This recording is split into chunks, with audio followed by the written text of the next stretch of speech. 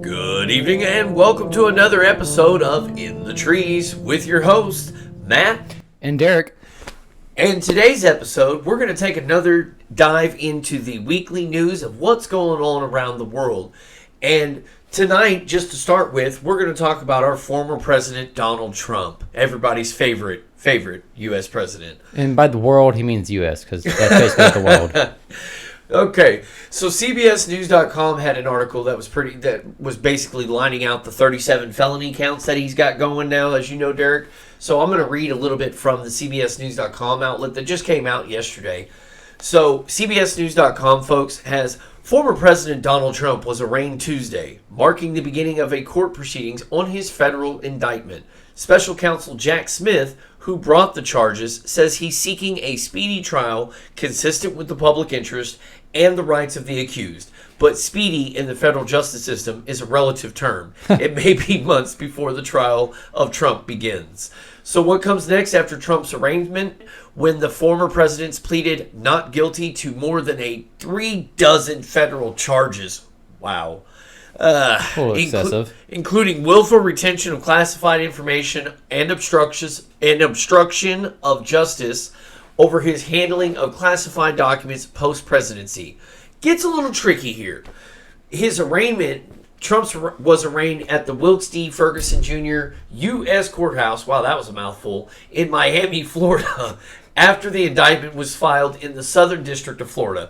Most of the alleged crimes described in the indictment occurred in or around Trump's Mar-a-Lago estate in Palm Beach. The former president surrendered to U.S. Marshals at the federal courthouse in downtown Miami to be booked and processed. He pleaded not guilty to all 37 counts against him. Of course he did. And basically where he's going from that, it's prohibited to have cameras in the courthouse. So the public does not get to see a glimpse of him during his arraignment. A group of media organizations were sought to allow some photos to be taken, but the judge rejected the request apparently. So the courthouse complex is connected by an underground tunnels, making it easier for Trump to enter and depart out of public view. Wow, they must have some high-profile crimes. Yeah, that's, What do you think about all that, Derek? I vaguely remember, I was kind of somewhat paying attention to when they were talking about his little speech he did. When was it? I think it was Tuesday. Yeah, after his indictment there at that. Yeah, it's relevant to country time, club when you're watching this, when Tuesday could be. But yeah, no, I remember him kind of talking about that. I was not really too, I don't know. You couldn't tell me what all 37 counts were. I couldn't tell you what all 37 counts were. But he kind of went into it. I was just kind of happened to be watching a podcast where they were breaking down his speech and whatnot. And he brought up some interesting points of contingency of why he thinks he's pretty innocent. No, and I understand his opinion of it. The Presidential Declassification Act is a power granted to the president. Yeah. While they're in office, so he had the authority by congressional and judicial hearings that have been held where presidents have been asked, did they have the power, and the judges have ruled in their favor. So this is a multifold defense that he has. My worry is that it's just going to tie him up. I'm neither pro-Trump nor against Trump. Yeah, but I feel that. If he is being held accountable, what about all the other presidents? What about all the other things that our presidents have done? Yeah, are we just going to be allowed to kind of take over, go after, political parties, the top contenders? He's basically the front runner right now, I think, for the GOP. Right. I mean, it'd be they probably would be saying the same stuff if Putin were to go after someone who's trying to run after one of his things. I have all reasons. These are all the justified means for why this person should be getting arrested and over here in Russia and stuff like that. And at no point, folks, am I saying that Trump is either innocent nor guilty, neither one of us are. But is this the worst thing he's ever done? Ask yourself. No, I mean, no. I think it's just. He's talked about, emptying the deep state. He's like, now I know who it is. He's like, I'm going after those people. Which, yeah, I mean, if you're into conspiracies, you're kind of, I personally think there's some kind of a deep state going on. There is. Most of the political parties aren't really there to, they make us fight so they can kind of do whatever they want. They answer to the same people. Yeah, so it's I don't know if necessarily Trump's part of that. I think he might be one of those people that are supposed to be trying to shake it up a little bit, like kind of like Elon, where he's going to want to mix it up a little bit and like, hey, I'm going to shake the system up a little bit by buying Twitter and, dropping the, mics and stuff like that. You make a valid point there. But like I said, I'm a little crazy. That's like kind of... I go into that, deep dive of, like the deep state. Righteously so, man. No, and speaking of other political news, we also had a new act passed by Congress, signed into law. Well, I think they're trying to. They're trying to get it signed into law. That's right. It's got bipartisan support though, so it should go through, which is a big thing apparently in the political field of things. So, just reading off of the most recent article written by the... and this is actually the senator's actual website. Yes, this is Senator Josh Hawley's actual website, published by his public relations. I think he's part of Montana, and the guy that's with him, Richard something, Blumenthal, something like that, is Connecticut, and he's a Democrat. Correct. So this is a bipartisan bill that they're trying to pass. So go ahead and read it. Yeah. Today, U.S. Senators Josh Hawley and Richard Blumenthal, the ranking member of the chair and the Senate Judiciary Subcommittee on Privacy, Technology, and Law, respectively, introduced the No Section 230 Immunity for AI Act. This new bipartisan legislation would clarify that Section 230 immunity would not apply to the claims based on generative AI, ensuring customers have the tools they need to protect themselves from harmful content produced by the latest advancements in AI technology. For example, AI-generated deepfakes, lifelike false images of real individuals, are exploding in popularity. Kind of like the old revenge porn thing that we had back in our day. Ordinary people can now suffer life-destroying consequences for saying things that they never said or doing things they never would. Companies complicit in this process should be held accountable in court. We can't make the same mistakes with generative AI as we did in big tech on Section 230, said Senator Hawley. When these new technologies harm innocent people, the companies must be held accountable. Victims deserve their day in court, and this bipartisan proposal will make that a reality. AI companies should be forced to take responsibilities for business decisions as they are developing products without any Section 230 legal shield, said Senator Blumenthal. This legislation is the first step in our effort to write the rules of AI and establish safeguards as we enter this new era. AI platform accountability is a key principle of framework for regulation that targets risk and protects the public. The No Section 230 Immunity for AI Act would amend to Section 230 by adding a clause that strips immunity from AI companies in civil claims or criminal prosecutions involving the use or provision of generative AI. That's a lot of mouthful right there. Empower Americans harmed by generative AI models to sue AI companies in federal state court. One of their things they were mentioning in that, which was the big tech thing, which they're referring to is basically like social media websites. Basically, like they shouldn't be responsible for what is happening on their sites. Basically, like, hey, if you're hosting like neo-Nazis and Nazis on your website, you're not responsible. They're basically that basically what they're saying. That's big what the Section 230 would protect them from not being responsible for that. Yeah. Which, I like the whole idea of this. It is. I don't know if it's necessarily a. I'm not sure where this kind of lens on like, are you responsible for making something like like a gun maker? Is he going to be now be able to get sued or something? Or does this kind of lead to that slope where like, well, the gun maker made the gun, now people are shooting people with that gun. It's kind of like that where they're basically saying. I see that. I mean, I still like the bill, but this is where it kind of can be like, because now those people are making this AI and say set that precedent. Well, yeah, and people are now using that AI now. That's a tool which is being used improperly. So now shouldn't the person? And I guess I get it. It's really hard to track down that person in that case, probably because right. There's no accountability. There really isn't. So I get there should be some that the people who are making it should have some like form of being like, hey, we don't want to get sued, so maybe we should put some boots, strap that we can backboard trace that person. Get something going. It would almost be impossible, and with how fast they mentioned, like it's exploding like firecrackers right now. I mean, I've heard people like kind of over exaggerate when they think generative AI will, or general AI will Generative. be. Well, nothing's general. Whatever it is, we're not in the AI field, but Yeah. when it would be like, in the next couple years within that, time frame. Oh, you're talking about general AI. Yeah. And so just in general, just where it would be at. Oh, that's funny enough, but just that we could have it in the within the next 5 years possibly. Oh, definitely. I when see that happens, like things are just gonna be technology. When we advance every 7 years with technology, it seems like it doubles, if not faster than that. Yeah, absolutely. When you're an AI, your mind things your mind is like 100 times, million times faster. So they're going to be rapidly just advancing. It's crazy. So I mean, I get where it's coming from. So like I'm all for it, but at the same time, like it's a slippery slope, and my thing is just like you pointed out.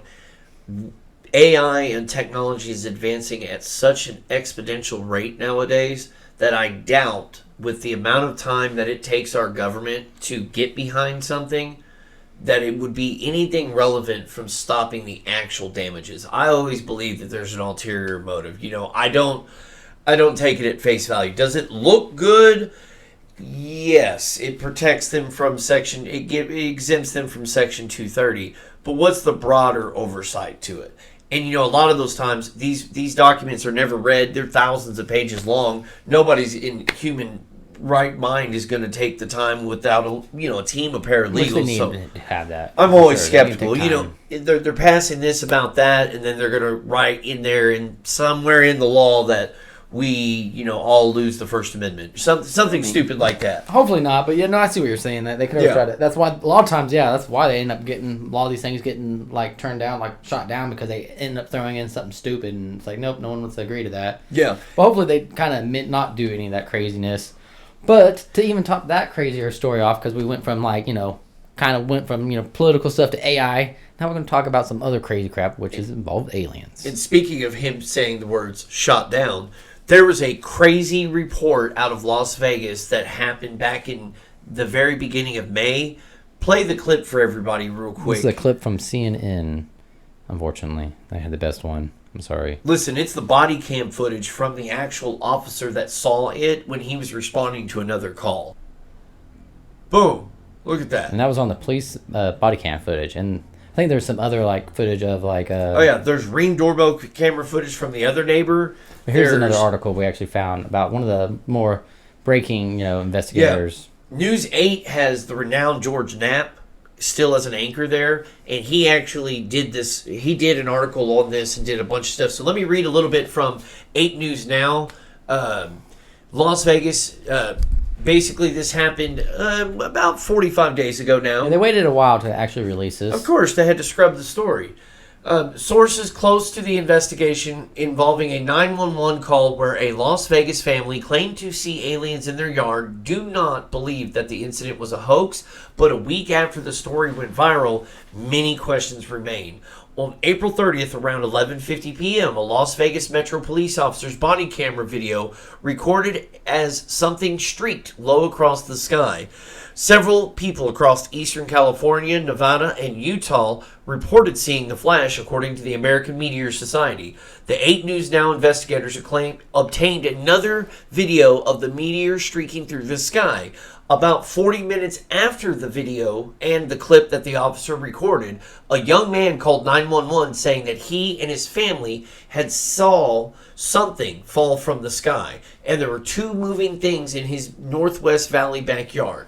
After the 911 call, a dispatcher sent 2 officers to the home to investigate.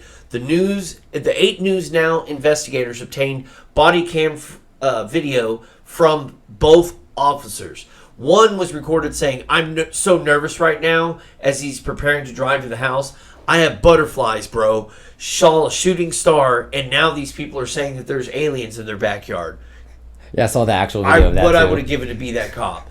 The appearance of the meteor seemingly triggered the events that followed. A frightened family told the police they had seen 10-foot tall alien beings in their backyard.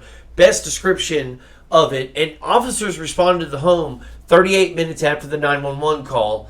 Officers also interviewed the witnesses, canvassed the area, and cautiously inspected the backyard. to look for intruders. I'm not going to BS you guys. One of the officers said. One of my partners said they saw something fall out of the sky too. And this is what he was saying to the family. So that's why I'm kind of curious. Did you see anything land in your backyard? End quote.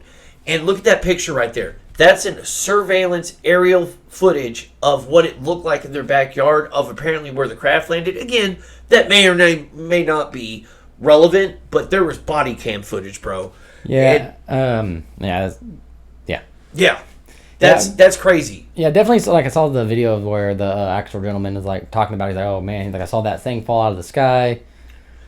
And not to mention it's a 1 to 4 year charge for calling in a fake 911 call to Utah. So they could have gotten arrested if they would have found out or figured it was a hoax. So if it's not a hoax, we saw something, they reported something, and they have TikTok. TikTok apparently, folks, not YouTube, has a analyzed breakdown of their backyard doorbell camera, which has an obscurity. The boy described it as they were using active camouflage because he could not see into the backyard. His vision's perfect, but he couldn't physically see into the backyard, like something was using a cloaking device. So, bro, I was just thinking, like, maybe like a cloak. And it was the traditional gray, except for these were tall. These were 10 foot according to what the news thing said. Yeah. That would have made them more along the lines of a couple of ones called the Archons. There's a few other ones I can tell you about at another time, another video. But the most important thing to remember here is the police installed cameras after the fact. The government also waited 45 days. Oh, yeah. Let's say 40 days to let us, the general public, know a darn thing about it. Yeah, there was definitely some men in black that showed up like, hey, these are the cameras we're putting up, you know. Oh, yeah. Apparently they've been since removed, but the family's gotten back on social media and said that they've seen guys in dark suits and black glasses driving by in government plate cars consistently. So you say what you want, but What's going on outside? But folks, that's all the news that we have for you today. Yeah, guys. So we've been this is our second kind of where we've been breaking down some like the crazier news of the week. So we're going to kind of go with that pattern where we're going to try to stick with like some our weekly uploads where we can kind of talk about what's going on in the weekend. But we're actually going to still try to stick to our deep dives of where we kind of go into our crazy conspiracies. But those those might not be like an every week upload, so we can kind of have time and do a little bit more research and have a really nice, maybe 25, 30 minute, story going with that, instead of having to kind of rush it every single week. But we're going to stick with our, weekly uploads with our news stories. And then like every maybe couple weeks, maybe 3 weeks, we'll have a really nice deep dive of, a relevant topic of something that we really want to dive into, like maybe the deep state or something like that. You know what I mean, guys? Oh, yeah. But, that was In the Trees with Matt and Derek, guys. And like I said, I think that was episode 11. But like I said, we're going to be kind of do like a 2-series thing, so we might start numbering them a bit different after this. But guys, thank you guys for tuning in, subscribing, and guys, give us a like. Thank you. Make sure to follow us on Twitter and Reddit. And guys, In the Trees. I'll have all the links down below. Like I did last time. Thanks, guys. Bye.